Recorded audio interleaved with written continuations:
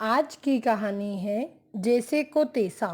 एक स्थान पर जीर्णधर नाम के बनिए का लड़का रहता था। धन की खोज में उसने परदेश जाने का विचार किया।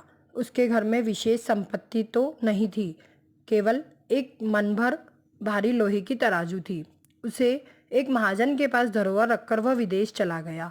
विदेश से वापस आने के बाद उसने महाजन से अपनी धरोहर मांगी। महाजन ने कहा, वह लोहे की तराजू तो चूहे ने खा ली।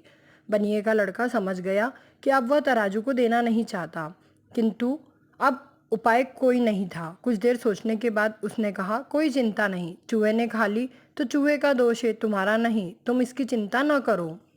थोड़ी देर बाद उसने महाजन से कहा, मित्र, मैं नदी पर स्नान करने जा रहा हूँ। तुम अपने पुत्र धनदेव को मेरे साथ भेज दो, वह भी नहा लेगा।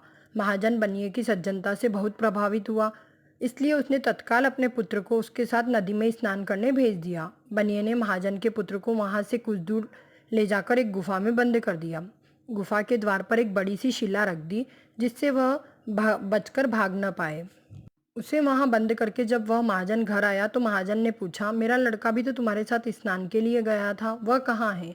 बनिए ने कहा, उसे चील उठाकर ले गई। महाजन, यह कैसे हो सकता है?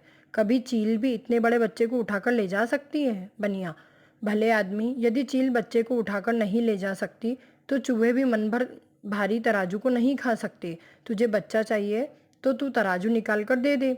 इसी तरह वाद विवाद करते हुए दोनों राजमहल पहुंचे।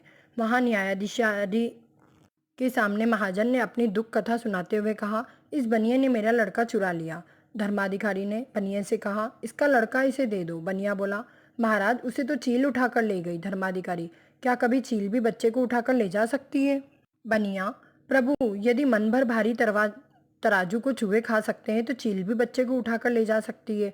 धर्माधिकारी के प्रश्न पर बनिए ने अपनी तराजू का सब वृत्तांत कह सुनाया। इस कहानी से हमें यही शिक्षा मिलती है कि जो जैसा हमारे साथ करता है हम भी उसके साथ वैसा ही करें। जैसे को तैसा फल अवश्य मिलता है। धन्यवाद।